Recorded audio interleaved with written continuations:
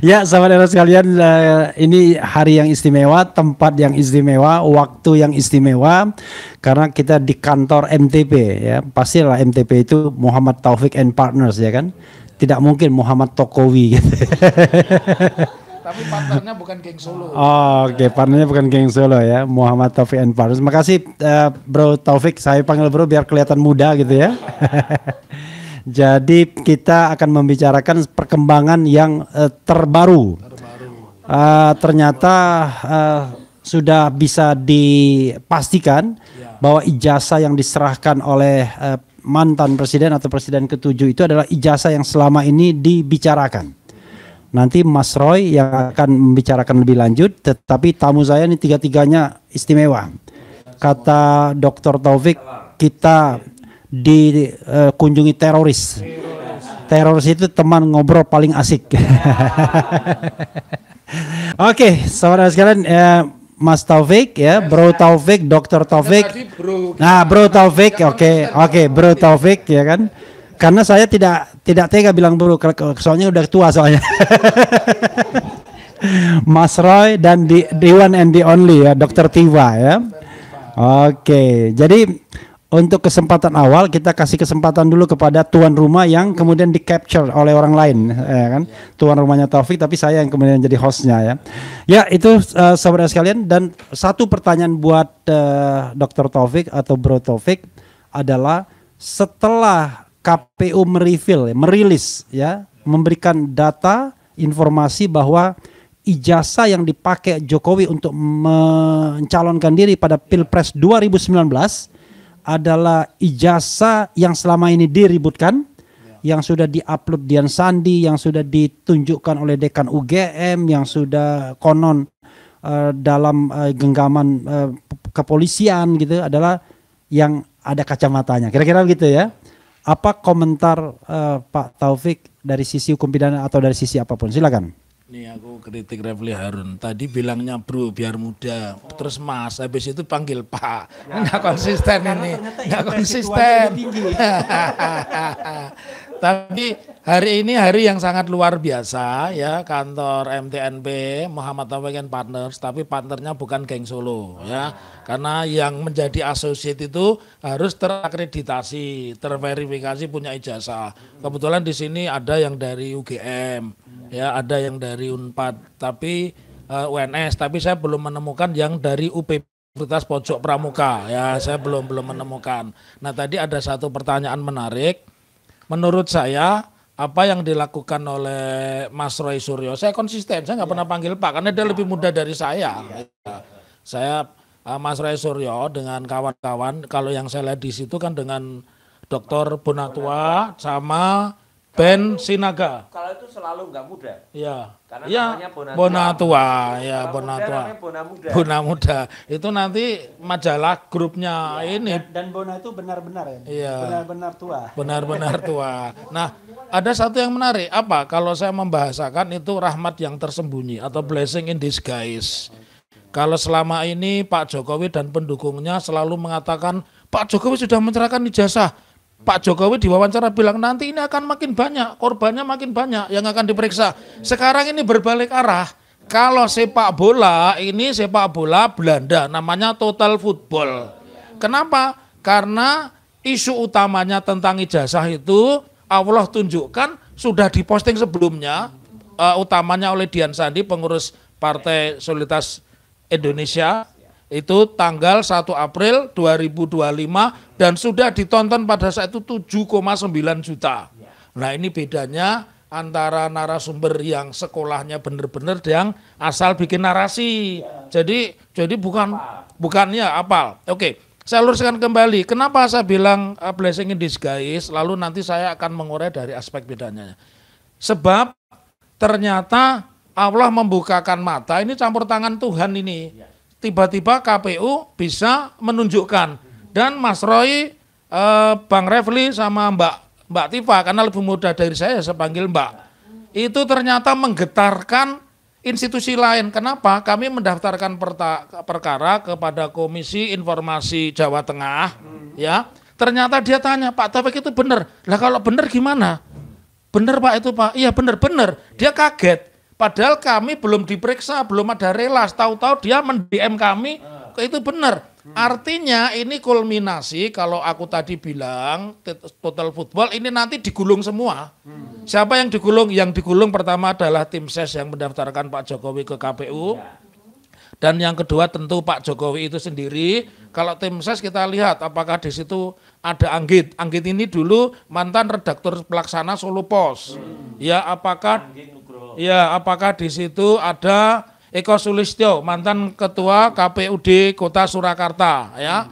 Apakah di situ ada Pak Iman dan sebagainya? Ya, ini perlu dicek. Lalu siapa gelombang yang kedua adalah dan dekanat serta rektorat Universitas Gajah Mada. Karena kalau tadi yang dibilang Bang Refli itu apa yang ditunjukkan oleh KPU tanggal berapa itu? Yang kemarin. Sebentar, 3 hari yang hari Senin. Itu ada kalender di situ? Hari Kamis. Nah, jadi tanggal 2 Oktober itu mau tidak mau akan menjadi bola salju yang menggelinding. Oke ya, dan ini menurut analisa saya, analisa politis dulu baru nanti bicara analisa hukum. Analisa politis saya ini tentunya kalau fair nanti dengan fakta-fakta ini kemudian menjadi bukti pidana, maka akan kena kepada semua orang.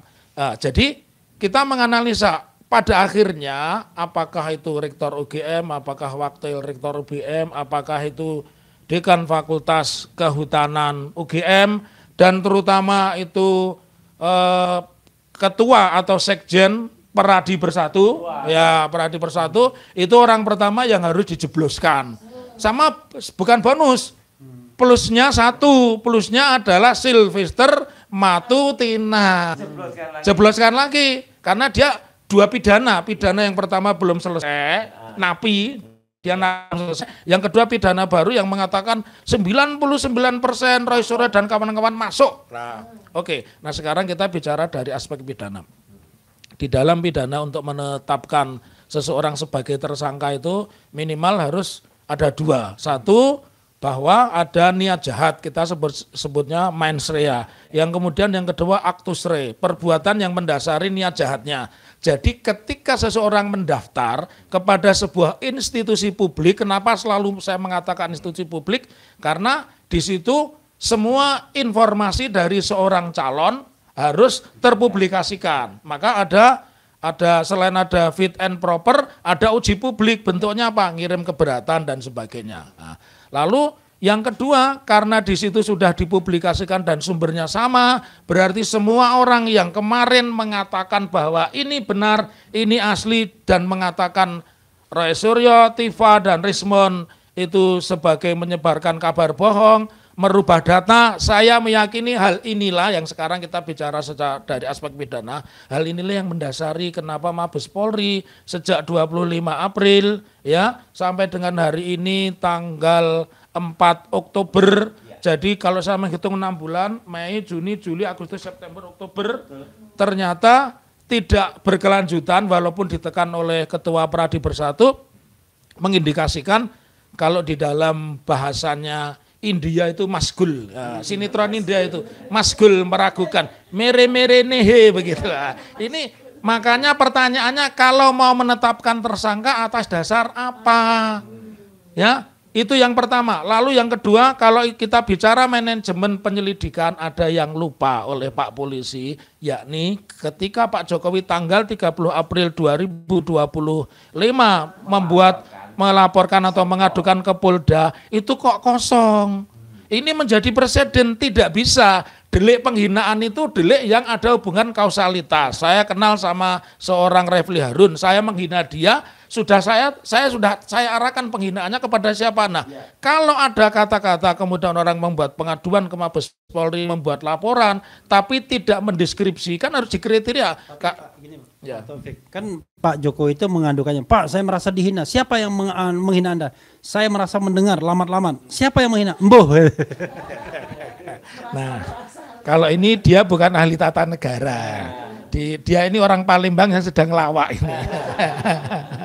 Apa-apa ya. Jadi dari fakta secara hukum delik itu kan ada 2, delik umum sama delik aduan. Nah, Ini yang masuk delik aduan. Delik aduan itu apalagi kalau penghinaan, ya ini teman-teman semua di channel Akal Waras, channelnya RH, satu lagi channelnya Dr. Tifa, itu deliknya adalah delik aduan absolut.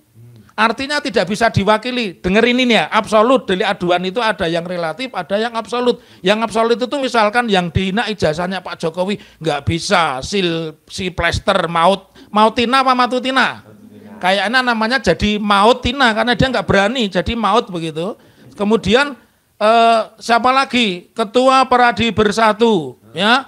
Kemudian AD siapa yang sering keluar di televisi dan siapapun itu harus tidak bisa mewakili Jokowi dan tidak bisa memiliki legal standing. Oleh karena pengaduan tadi tidak menyebut nama siapapun, maka secara hukum saya meminta kepada, karena saya juga penasihat hukum mereka, jadi Mas Roy, Mbak Tifa, Rismon, jangan mau mendatangi, tanya dulu yang lapor siapa, yang adu siapa, yang diadukan apa, peristiwanya apa. Kalau tanpa itu nggak bisa. Mencontohlah, bukan seorang ahli hukum, tapi tidak gentar berurusan dengan polisi siapa, Sri Bintang Pamungkas. Dia ketika ditanya menjawab nama, alamat, pekerjaan, riwayat hidup. Ketika tentang perkara dia nggak mau jawab. Perkaranya nggak naik. Jadi khalayak, saya sebenarnya malas tuh kalau ngomong termul, tapi karena sudah menjadi, malah sudah ada yang mengadopsi si Daus menjadi ormas termul, ya saya akhirnya ikut-ikutan termul, ya. Jadi yang naik meja itu. Ya yang naik meja itu ya mungkin sarjana hukumnya mungkin pintar 3 tahun mungkin ya. Ya. Tapi klien yang dibelanya udah masuk penjara itu.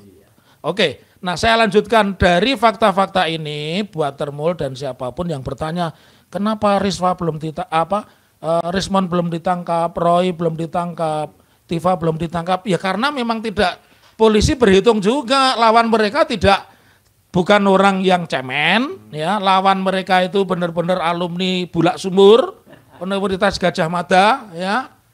Dan yang pasti mereka mendasarkan pada bukti-bukti ilmiah yang bisa dipertanggungjawabkan, antara lain buku ini.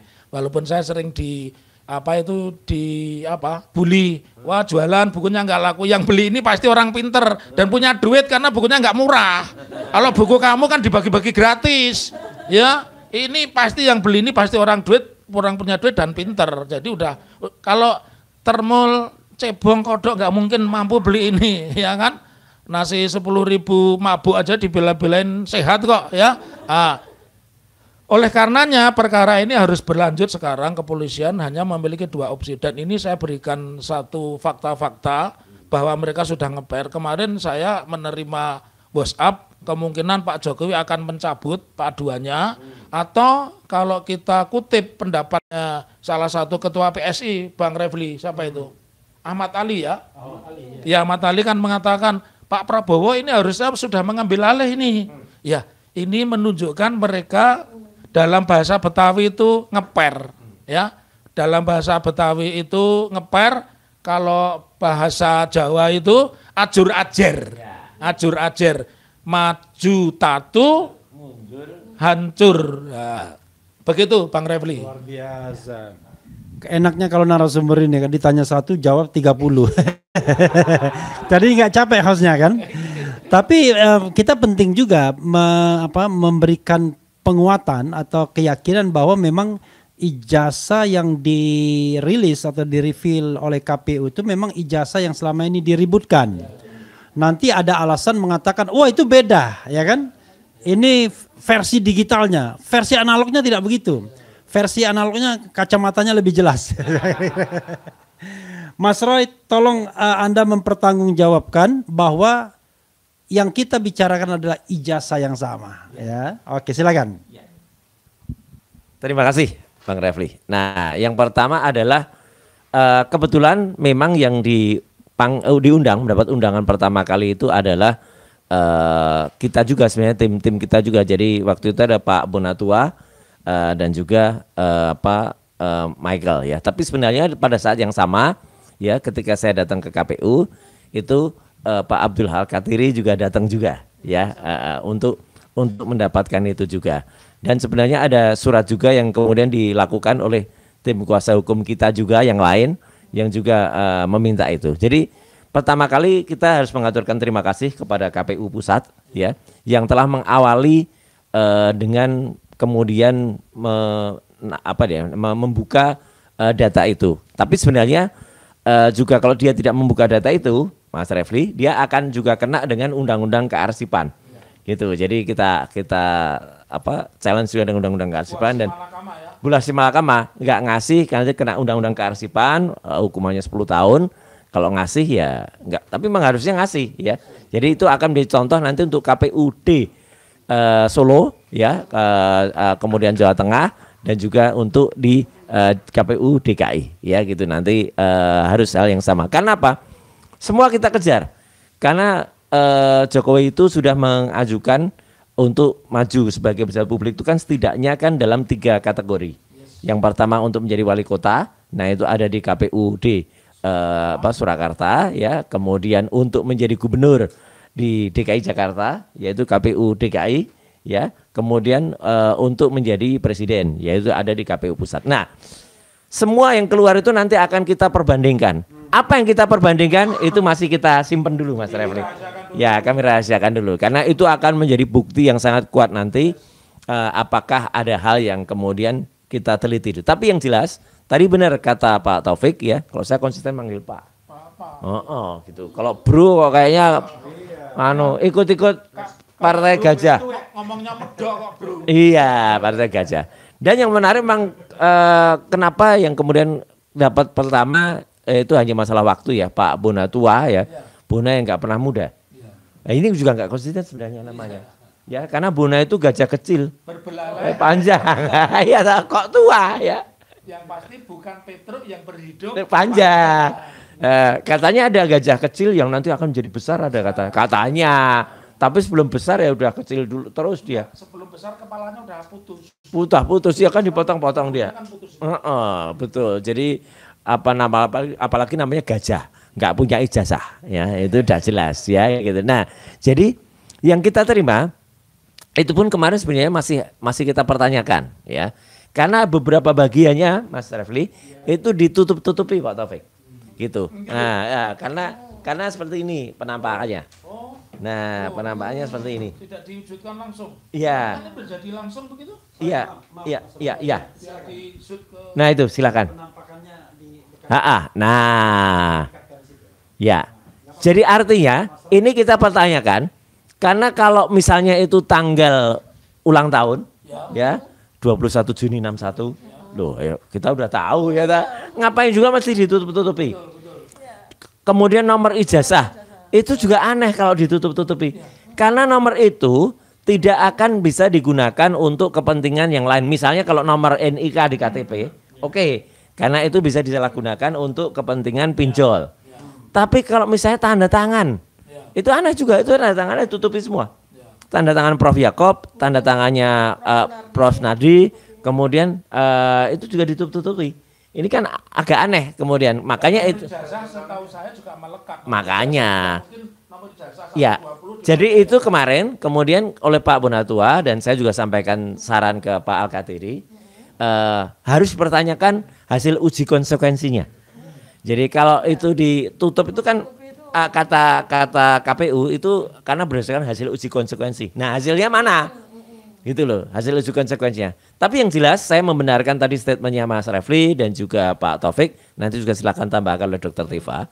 Kenapa itu penting ya atau sangat krusial?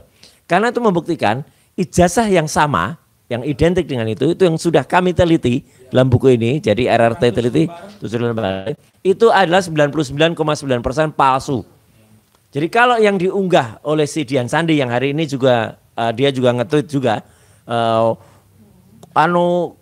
sebelah kegirangan sekali melihat itu dari KPU gitu. Padahal itu kita upload aslinya. Dari dulu yang Anda upload itu sebenarnya bukan aslinya. Anda sebenarnya yang harus kena juga. Kenapa?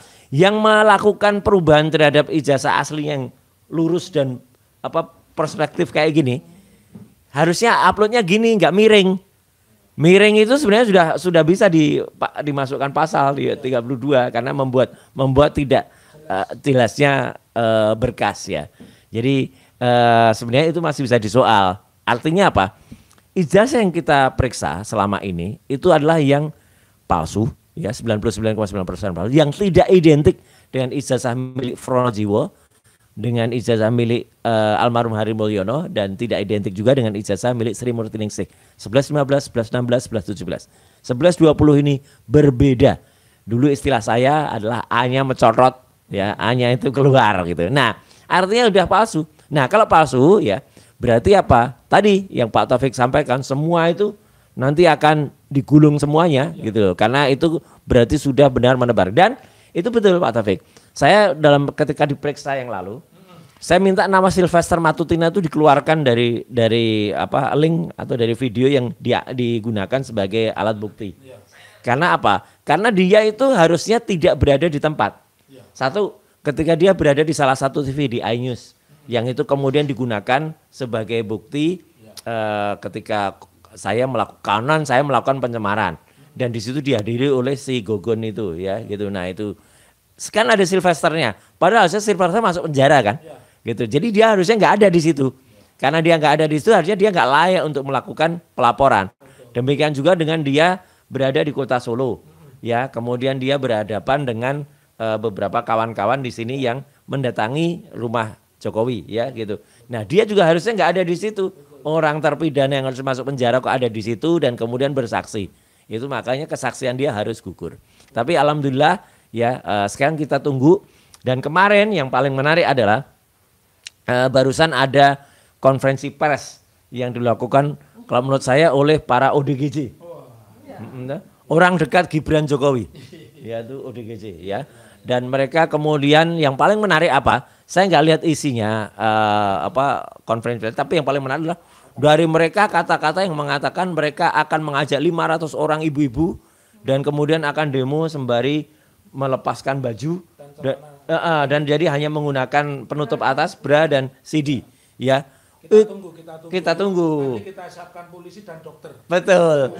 Tapi yang jelas itu pelanggaran terhadap Undang-Undang Pornografi, Undang-Undang Nomor 44 tahun 2008, khususnya pasal 4 karena mereka ayat 2, mereka itu yang apa loh yang buat ini kok. Iya. Saya nggak ngerti. Kalau dalam nama para narasumber yang diundang oleh DPR ketika mensahkan undang-undang pornografi itu ada nama Roy Suryo itu gitu dulu. Jadi artinya kalau orang bilang Roy Suryo apa-apa kok ikut keterbukaan informasi ikut, ITE ikut. Nah, ya memang gitu ya, memang Kak, saya ikut menjadi narsum dan membuat MBG ikut membicarakan bapaknya Gibran. Itu MBG.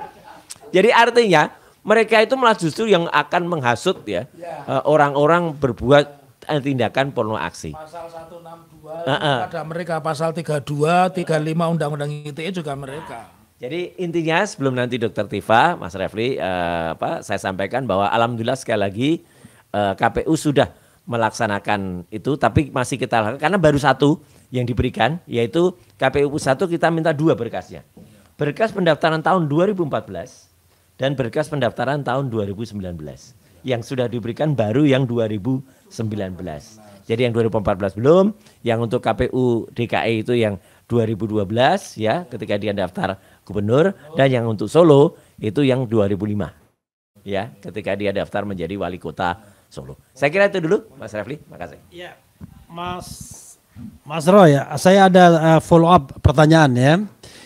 Satu, Anda mengatakan kalau ijazahnya yang kacamata yang selama ini beredar 99,9% itu palsu. Itu nanti tolong dipertanggungjawabkan pernyataan itu. Yang kedua adalah apa yang Anda pikirkan tentang kalau seandainya tiba-tiba ijazahnya itu beda-beda yang didaftarkan. Karena kan ada 4 kejadian ya kan. Satu mendaftar sebagai wali kota di Solo, di KPU Solo, mendaftar sebagai gubernur di KPU DKI, dan presiden 2 kali di KPU. Kita baru mendapatkan 1 saja, sehingga kita tidak bisa membandingkan dengan 3 event sebelumnya. Saya memang barangkali Mas Roy membayangkan skenario-skenario, silakan. Terima kasih Mas Refli, dan sebenarnya juga Dr. Taufik ya, saya sampaikan bahwa kita nanti ada uji yang lain yang kita lakukan untuk memperbandingkan 4 itu. Meskipun terus terang yang 2014 saya sudah melihat soft copy-nya, meskipun saya belum dapat yang asli gitu ya, tapi ada apa yang sudah mengirimkan soft copy-nya, tapi secara resmi nanti itu akan kita dapat dari KPU. Jadi artinya kalau itu perbandingannya ternyata berbeda-beda. Terus tadi Pak Dr. Taufik menyebut salah seorang pejabat KPU Solo, Pak Eko, yang dulu Pak Eko juga mengatakan bahwa ijazahnya dulu kemungkinan ada 2. Seingatnya ada yang titelnya Dr. Andes, yang mungkin itu dari salah satu sekolah tinggi di Solo, ya. Sekolah tinggi sekali. dan yang ini, maka itu akan menjadi pertanyaan besar dan akan semakin membuktikan kepalsuannya orang yang menggunakan ijazah. Jadi yang disalahkan itu orang yang menggunakan ijazah, gitu loh. Yang kemudian melaporkan kami, gitu loh. Ya, itu yang harusnya dilaporkan. Jadi artinya kalau itu berbeda-beda, Mas Refli, ya ini jelas kemudian nanti ada konsekuensi dari orang yang menggunakan ijazah itu. Kok bisa dia beda-beda? Dapat dari UGM kan hanya sekali, ya, yang dia dapatkan tahun 85 di bulan November itu.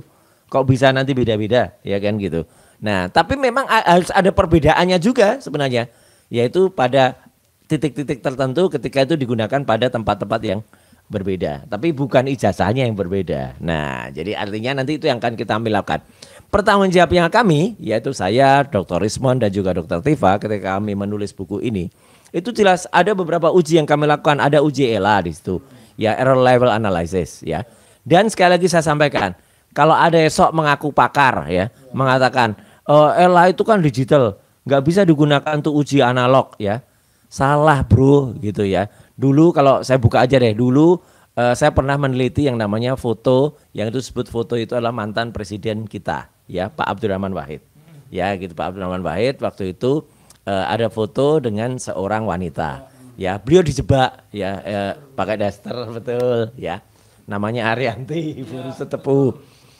Itu fotonya adalah analog, itu dari sebuah klise, ya, dari sebuah film Fuji Film. Anda tahu itu adalah film seluloid. Apakah saya juga harus meriksanya dengan kaca pembesar lup? Enggak.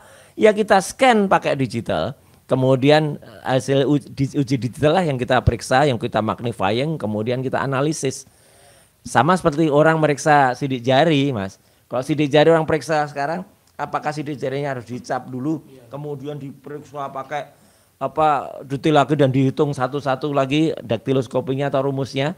Enggak juga, sekarang sudah ada computerized yang membuat itu. Jadi artinya teknologi digital itu sudah sedemikian maju.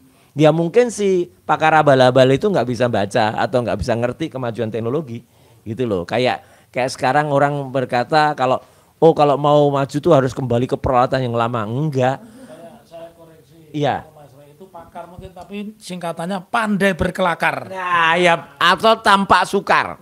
Pakar. Ya, jadi apa-apa dibuat sulit sama dia. Karena dia memang sulit menerangkan, ya. Ya, Dokter Tifa, ya, ketika kita berada di ruang Bareskrim, ya, gitu, dia mengatakan ini nggak bisa dipakai, ini nggak bisa dipakai. Di ruang itu. Sampai di ruang itu, sampai iya pada ada. Sampai Karwasidiknya sendiri bilang, loh yang Anda bisa tuh apa gitu loh. Itu aja sampai dibilangin begitu gitu loh. Ya, jadi artinya Mas Refli, ya, ini nanti masih akan panjang dan akan semakin menarik ceritanya, ya, karena dengan pintu yang sudah dibuka oleh KPU itu akan kemudian membuka kotak, ya, ini bagaikan kotak Pandora, ya, gitu. Jadi akan terbuka kebusukan-kebusukan yang ada di dalamnya. Itu, Mas, terima kasih.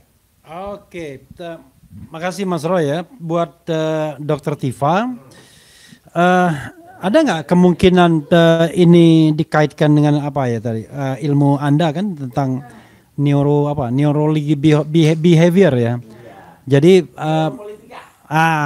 neuropolitika dengan adanya informasi baru dari KPU ini, saya membayangkan, ya, tentu barangkali akan ada perubahan sikap yang signifikan, ya, yang dimana itu, ya, kalau misalnya landasannya apa yang Anda kerjakan dengan Mas Roy dan Rismon, ya 99,9%, ya Anda benar jadinya.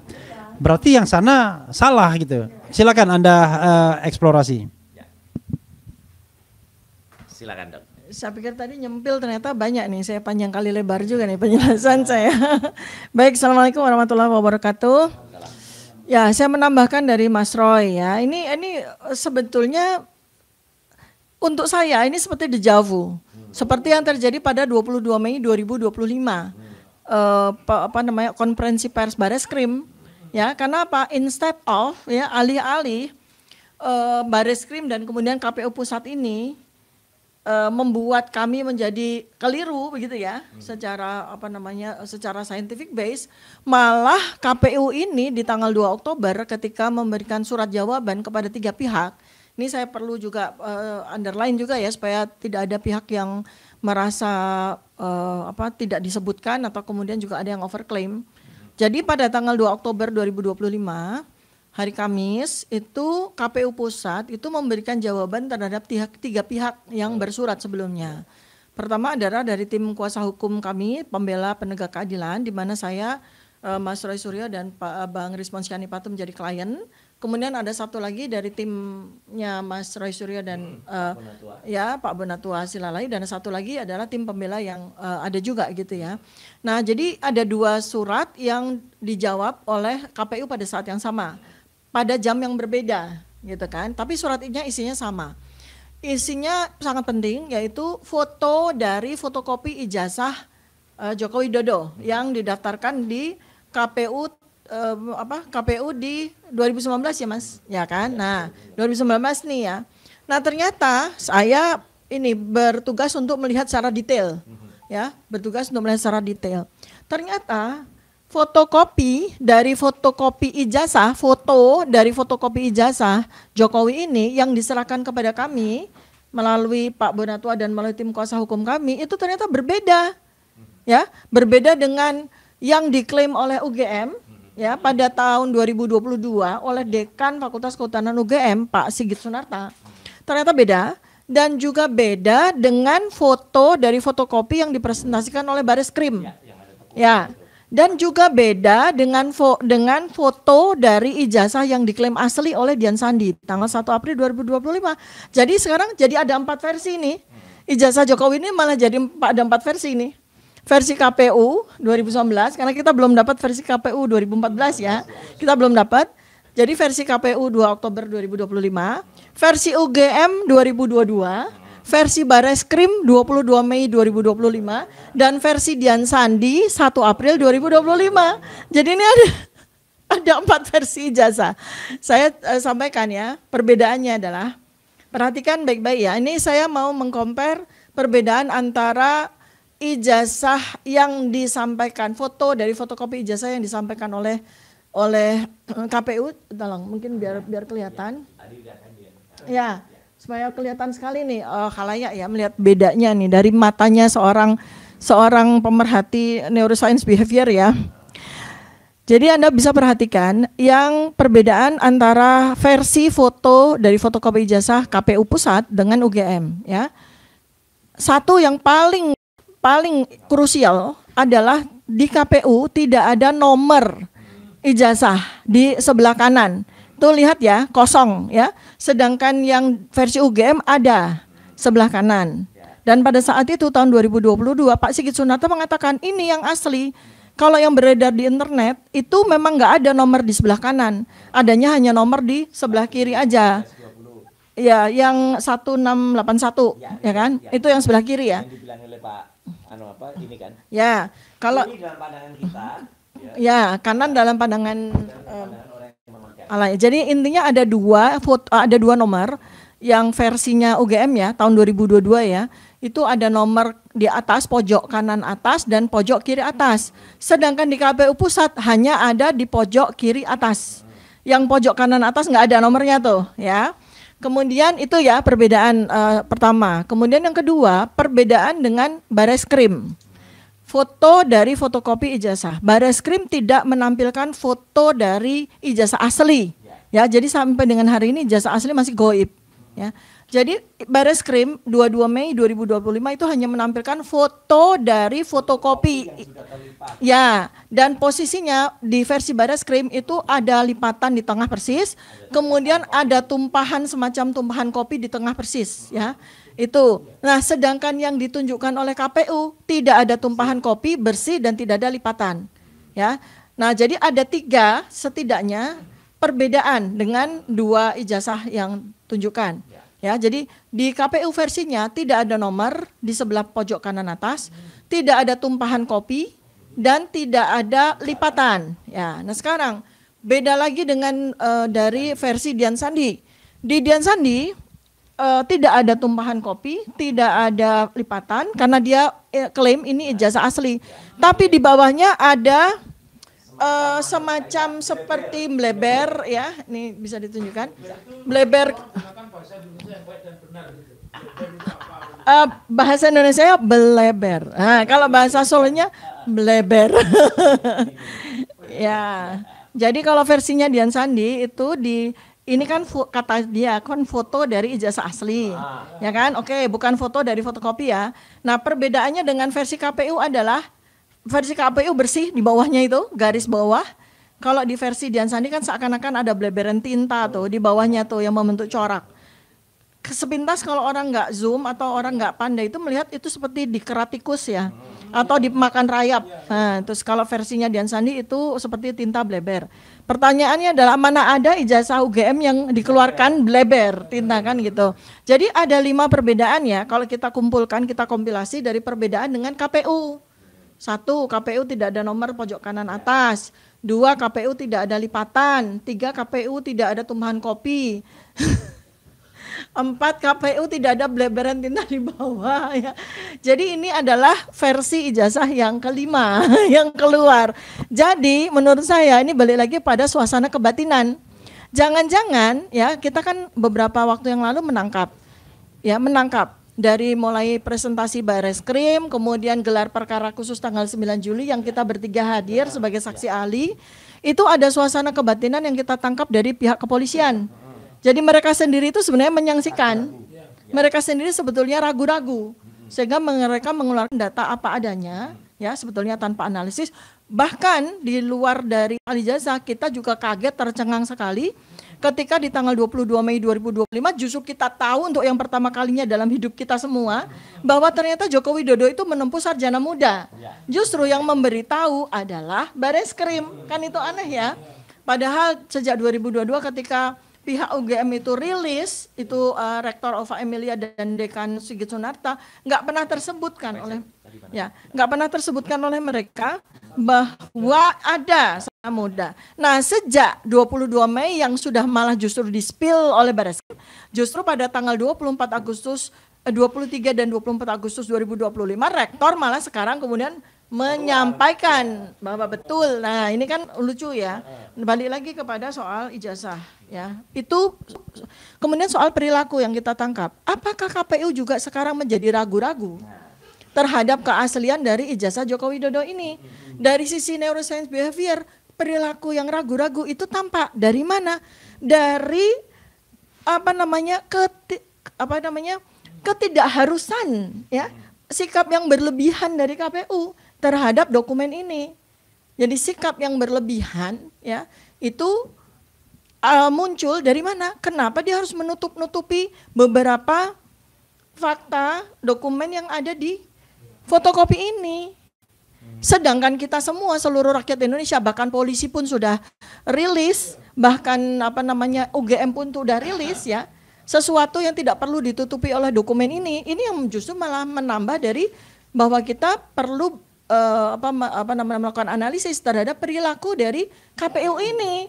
Jadi simpulan sementara saya, dengan dia kemudian menutupi nomor ijazah ya, dengan kemudian dia juga menutupi siapa yang melakukan legalisasi ijazah di tanggal. Dia mengakui kalau itu ijazah dikeluarkan Jokowi. Dia mengakui. Sebentar. Ya. Motongnya setengah kalimat aja ya, Mbak. Ini lagi seru nih saya. Jadi perilaku dia menutupi siapa yang tanda tangan, nama siapa yang tanda tangan, ya.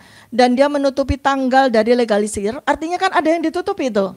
Artinya dengan dia menutupi, justru dia menunjukkan kepada kita bahwa ada yang ditutupi. Itu behavior ininya ya, yang kita mesti baca.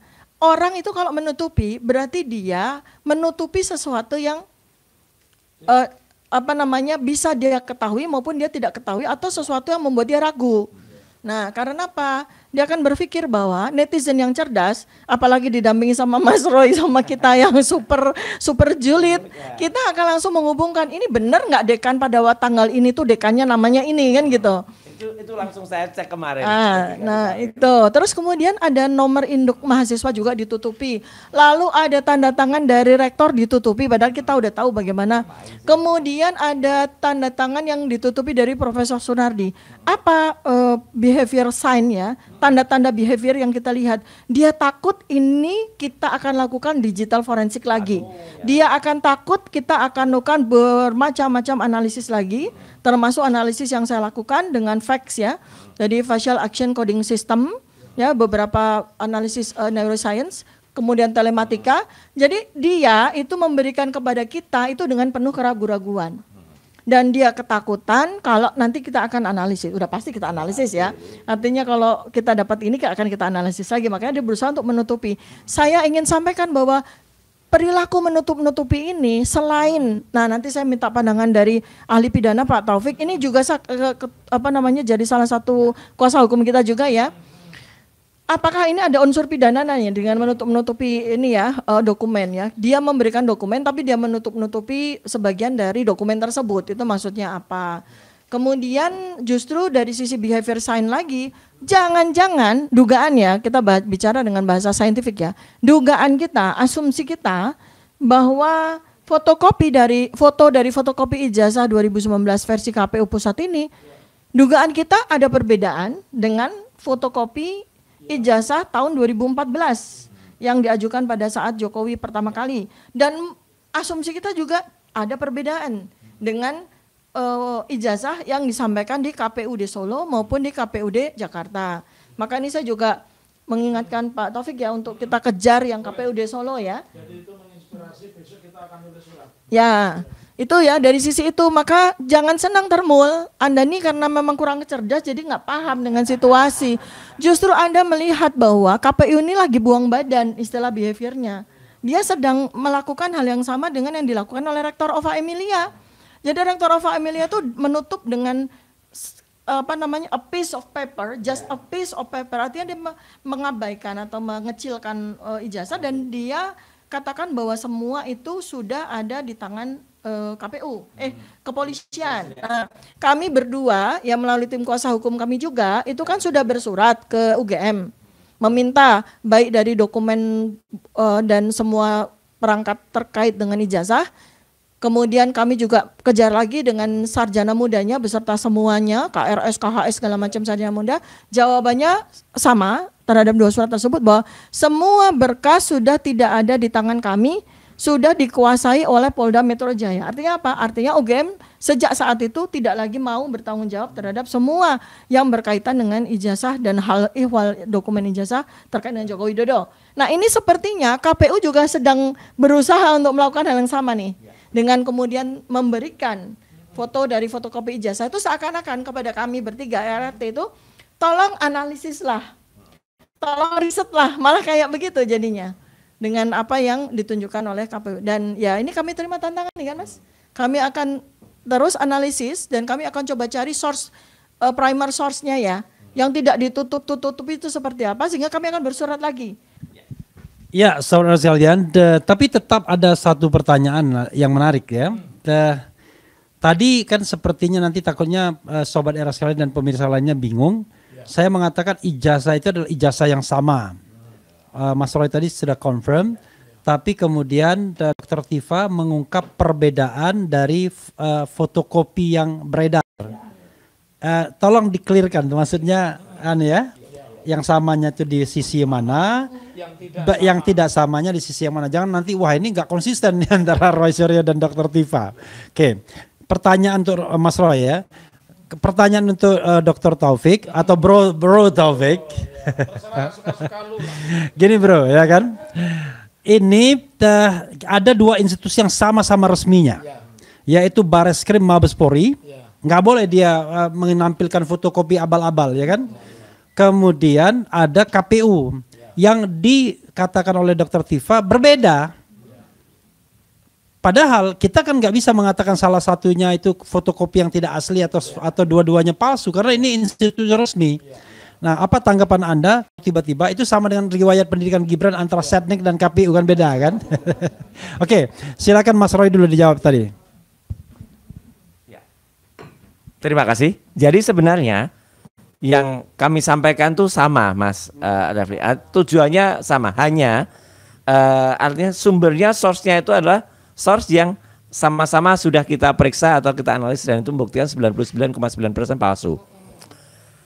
Dr. Tifa tadi menyampaikan bahwa antar institusi ini, UGM tahun 2022, kemudian Bareskrim tanggal 22 Mei, dan juga kemudian Dian Sandi, itu mereka itu justru yang melakukan pengubahan sedikit-sedikit.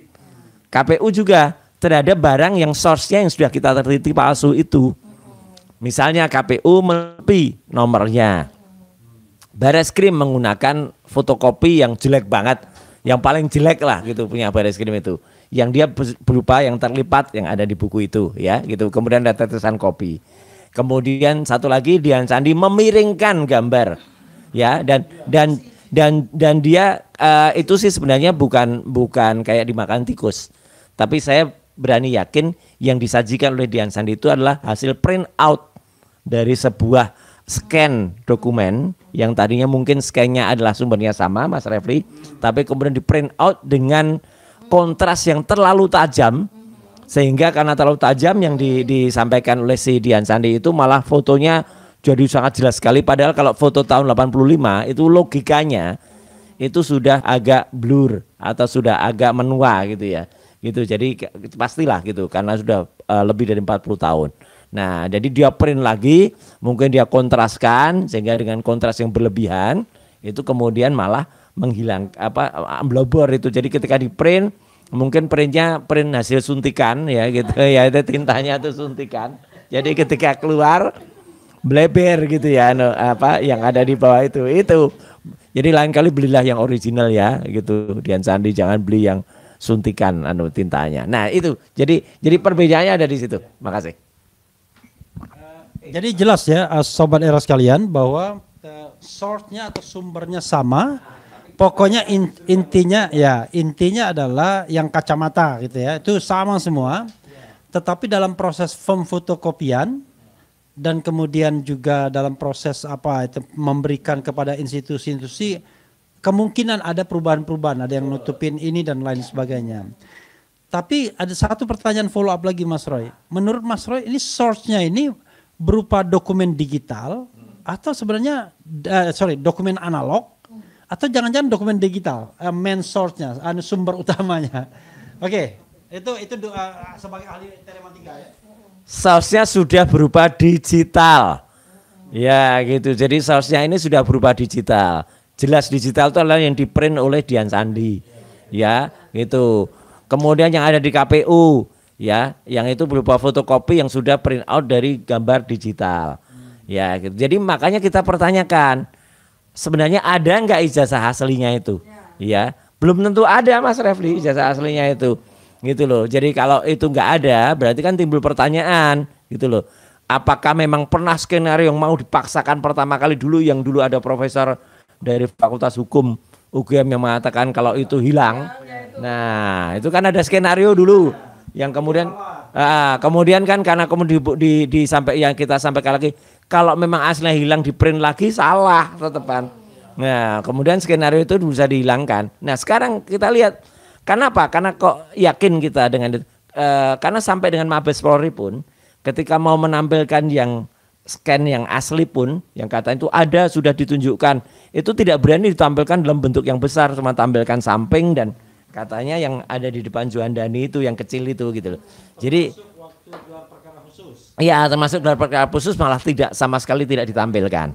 Jadi artinya kalau kemudian sekali lagi pakar abal-abal itu mengatakan diperiksa analog, mana analognya? Saya tetap berkata dengan santai aja, mana analognya? Jadi semua iya, karena satu yang ada di Mabes Polri itu jelas-jelas itu adalah digital, yang ditekuk-tekuk itu fotokopi yang ditekuk-tekuk itu, yang ditampilkan fotokopi yang ditampilkan oleh Pak Sigit Sunarta tahun 2022 itu juga artinya bukan dari source yang asli juga, ya itu sudah print out, jelas Dian Sandi jelas itu print out komputer, ya yang ada di KPU. Ini juga adalah print out dari komputer. Dan yang barusan kemudian ini baru saja saya lakukan, ELA, jadi masih ada, masih bisa dilihat nih, Mas. Ini baru nih, baru aja saya lakukan.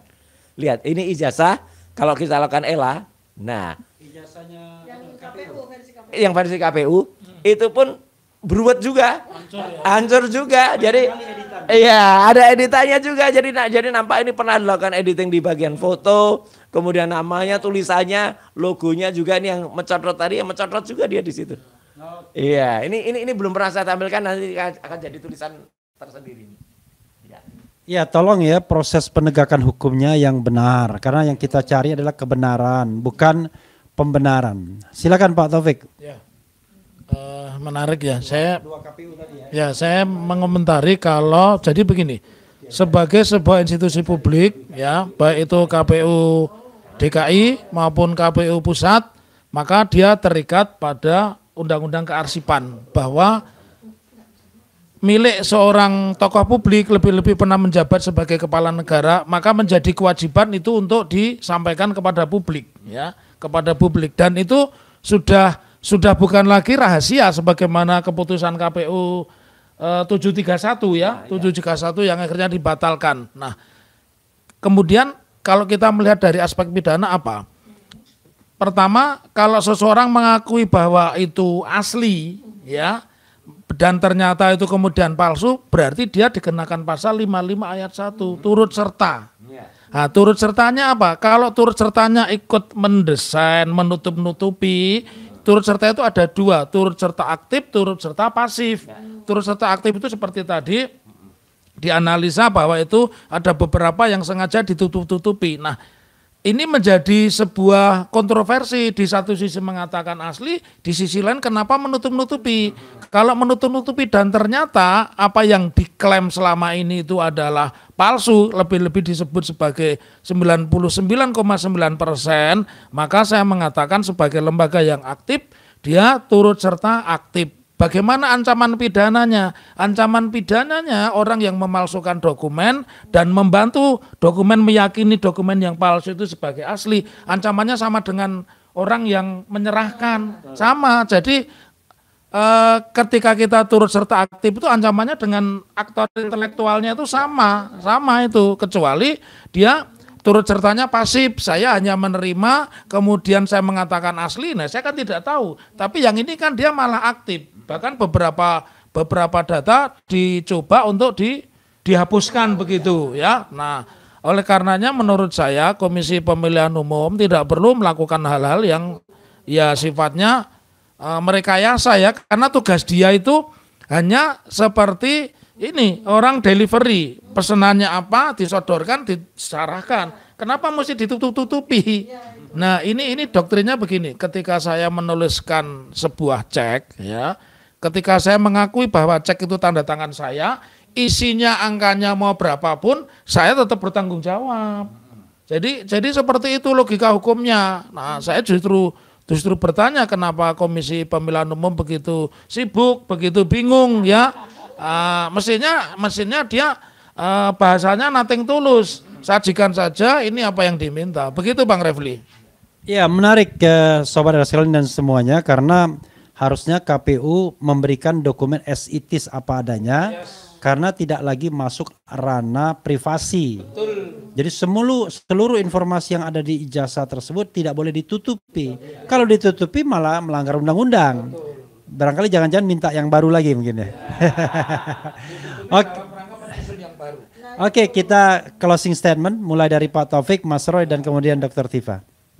Jadi menurut saya di satu sisi sebagai penasihat hukum dari beliau-beliau, Roy Suryo, Rismond, dan Tifa, saya berharap bahwa hukum itu bukan bicara menang kalah, tetapi bicara benar salah. Selama ini banyak tragedi terjadi karena mengatakan orang menginisiasi hukum itu menang kalah karenanya nyogok dan sebagainya ya. Kemudian yang kedua, ini momentum kalau ada reformasi di tubuh kepolisian, reformasi dibentuk Pak Prabowo dan Pak Sigit membentuk reformasi kepolisian juga, harapan saya sudahlah kalau memang faktualnya apa yang disajikan itu palsu ya katakanlah itu palsu ya. Kalau memang tidak memiliki nyali ya sebaiknya segera saja diterbitkan surat pemberitahuan penghentian penyidikan ya. Terus yang ketiga buat kalian ketika berdebat itu jangan memakai narasi. Hukum itu bukan puisi. Kalau puisi kalian pakai narasi boleh, tetapi hukum itu fakta. Nah, seperti yang kita diskusikan ini fakta semua begitu. Jadi sekali lagi tidak usah berdebat itu asli menurut UGM. UGM sudah mengatakan asli, kenapa masih Roy Suryo, Rismon dan sebagainya masih ngotot? Bukan begitu. Kalau yang namanya hukum itu disajikannya sesuai pengertian alat bukti 184 itu ya bukti, saksi, keterangan ahli, ya. Kemudian petunjuk, sudah itu aja. Masuk di mana? Itu saja Bang Refli, tetaplah kritis karena negara ini sedang tidak baik-baik saja. Tetap akal waras ya. Tetap akal waras. Oh, salam akal waras. Ya. Jadi sekali lagi kita berterima kasih terhadap semua kemajuan yang ada. Tentu terima kasih kita juga selain kepada teman-teman semua, yang paling utama kepada Tuhan Yang Maha Kuasa, kepada Allah Subhanahu wa taala. Karena tentu tanpa ridhonya ini semua tidak akan bisa dilakukan. Perlambatan apa yang dilakukan oleh kepolisian dalam kemudian mau menjerat kami ya, itu tentu juga atas petunjuk dari yang di atas ya gitu. Jadi artinya mereka akhirnya akan insya Allah akan melihat nanti kebenaran yang ada. Dan kepada para termul yang berusaha mendesak-desak ya, kepolisian memaksa-maksa, bahkan memaksa melakukan aksi porno aksi ya, itu nah itu sangat-sangat tidak patut dan sangat-sangat tidak etis ya, bahkan sangat norak ya. Yang makanya saya tertawakan saja kemarin kita Zoom di salah satu TV ya, di Kompas gitu ya. Saya dengan Semar itu ya, saya ketawain aja gitu loh. Oh nggak boleh nyebut Kompas, nggak boleh nyebut itu, nggak boleh ya, ya udah. Ya itu makanya jogetin aja mereka itu ya. Dan kami tetap ya, saya Dr. Tifa, Dr. Rismon, kemudian yang ada di sini Dr. Taufik, Prof. Refli Harun dan Dr. Punatua yang tidak muda, dan juga Pak Al-Katiri dan semua teman-teman yang ada, termasuk teman-teman kami yang ke-12 yang berusaha dikriminalisasi. Kita akan tetap terus maju dan terus berjuang, karena yang apa kita lakukan itu hanya berdasarkan kepada kebenaran dan kenegarawanan. Jadi buat Anda yang suka melakukan kong kali kong ya. Nih. Ini kong kali kong. Nah, ini kong kali kong ya. Kong kali kong. Oh iya, maaf. Nah, ini. Ya deh, kong kali kong mulai dari putusan MK. Ya, itu kan kong kali kong ya. Kalau yang setiap lebaran muncul itu tulisannya kong kali kong. Isinya rengginang. Nah, ini kong kali kong isinya niat jahat. Ya, itu mulai dari sini. Ya, ini idenya dari sini. Kemudian dibantu oleh si paman ini. Ya, sekarang ini bentar lagi nih akan terbongkar nih. Kemarin ada pas rilis yang abal-abal itu, yang tidak ada penanggung jawabnya dari MDIS. Sudah dibantah salah satu pakar pendidikan dari Singapura, ya, Fikar. Ya, Fikar itu sudah membantah dan saya juga sudah komunikasi. Teori seperti itu. Nggak ada. SMA dan SMP di Singapura itu berbeda. Kalau berbeda, nggak ada penyesuaian ijazahnya di Indonesia, dan yang menandatangani ijazahnya itu pun nanti akan kita pertanyakan di Kementerian Pendidikan Dasar Menengah. Saya kira itu ya, jadi hindari yang namanya kong kali kong ya gitu. Ya, baik. Jadi ini saya terakhir untuk kali ini menyoroti tentang konferensi pers dari para termul yang sungguh sangat, selain tidak etis ya, tidak bermoral, dan itu juga pasti melanggar undang-undang pornografi ya. Dan saya sedih sebagai kaum perempuan ya, saya sebagai wanita tuh saya sedih. Mengapa Anda itu merendahkan wanita ya? Mengapa Anda menggunakan para perempuan yang mungkin mereka tidak tahu etika, mungkin mereka tidak tahu hukum, mungkin mereka tidak tahu bagaimana cara mereka menjaga kemuliaan diri mereka. Masa Anda membiarkan ada seorang perempuan yang mengatakan akan melakukan demo besar-besaran 500 perempuan dengan membuka bra dan CD-nya? Itu perbuatan yang sangat hina bagi seorang perempuan. Jangan sekali-sekali melakukan hal itu. Ya. Satu, selain Anda melanggar undang-undang, Anda bakal ditangkap dengan hukuman bertahun-tahun. Anda juga merendahkan kemuliaan kaum wanita. Dendanya 5 miliar. 5 miliar. Hati-hati Anda, para jangan pernah Anda itu bisa direndahkan sedemikian oleh para termul. Jadi yang sudah merendahkan Anda itu sudah ternak, Anda sendiri direndahkan. Jadi Anda 2 kali direndahkan. Jangan pernah lagi perempuan di seluruh Indonesia, jangan pernah lagi melakukan perbuatan sehina dan serendah itu. Ya, jadi kita sekarang ini melakukan penelitian dan kemudian sudah membongkar ya secara scientific base ya itu terhadap ijazah Joko Widodo sama sekali tidak ada kaitannya dengan menghina-hina dan merendah-rendahkan. Tapi apa yang Anda lakukan, para termul lakukan, itu Anda merendahkan. Jadi ingat baik-baik, kalau Anda merendahkan perempuan, Anda merendahkan ibu Anda sendiri. Anda merendahkan saudara-saudara perempuan Anda sendiri. Jangan pernah lakukan itu. Jangan pernah mengulang untuk melakukan perbuatan itu. Saya ingatkan para termul, Anda terlibat semua pada undang-undang pornografi. Ini diantaranya itu ada yang mengaku sebagai pengacara-pengacara, sebagai lawyer-lawyer. Anda menggunakan wanita-wanita yang mungkin kurang berpendidikan, yang mungkin kurang memahami bagaimana menjaga harta dan martabat keperempuanan mereka. Anda menyalahgunakan mereka. Jangan pernah diulang lagi itu. Atau kami tuntut Anda kalau memang Anda melakukan itu lagi. Ya, baik. Terima kasih. Assalamualaikum warahmatullahi wabarakatuh. Waalaikumsalam. Ini hati-hati kalau ibu-ibu udah marah kan. Makhluk terkuat di dunia.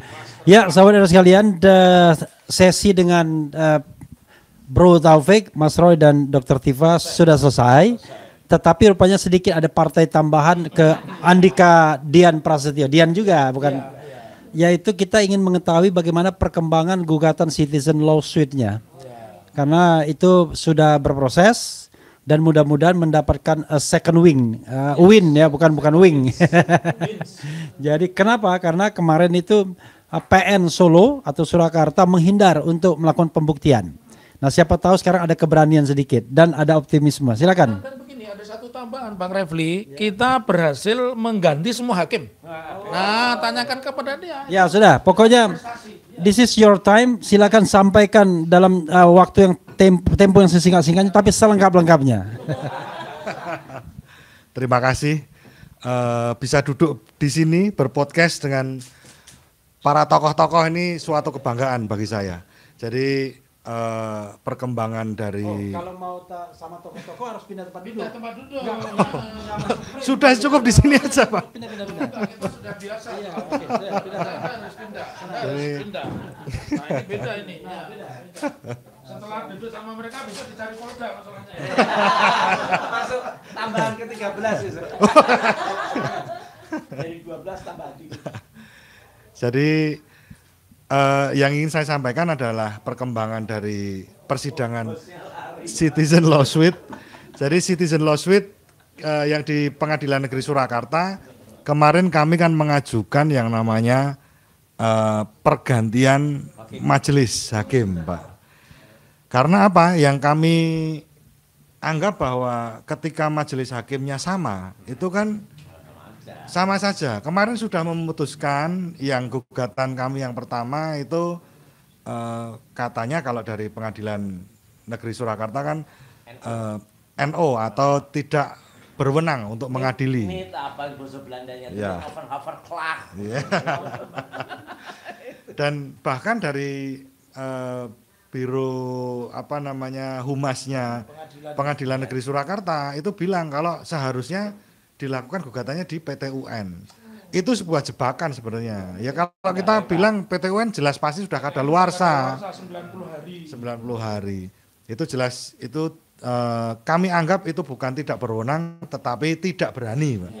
Nah, ketika yang di gugatan CLS ini dengan materi yang berbeda, ini kami mengajukan pergantian majelis dengan dasar seperti itu. Biar khalayak tahu yang digugat apa saja, perbedaan PMH dengan gugatan Anda CLS itu siapa saja yang digugat kan pihaknya beda. Beda. Anda terangkan di sini siapa Jadi saja. pihaknya ketika kemarin gugatan yang pertama itu kan kami menggugat yang pertama Pak Joko Widodo, yang kedua adalah SMA 6, yang ketiga adalah UGM, terus yang terakhir adalah KPU.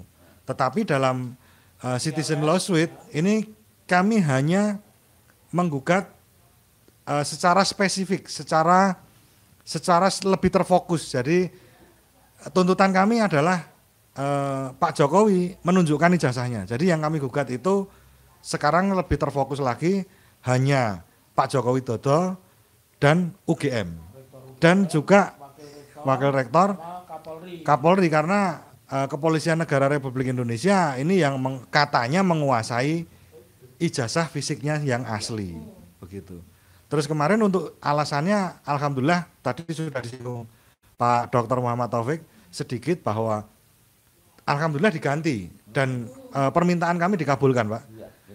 Jadi sekarang yang menjadi pengganti adalah ketua majelisnya adalah sekaligus ketua Pengadilan Negeri Surakarta. Jadi kami masih punya harapan tentunya kalau yang memimpin persidangan itu ketua pengadilan pastinya beliaunya lebih menjunjung tinggi asas-asas keadilan dan semoga tidak terpengaruh dengan bisikan kanan kiri dan lain sebagainya. Karena yang perlu diingat sekarang presidennya adalah Prabowo, bukan yang kita gugat itu.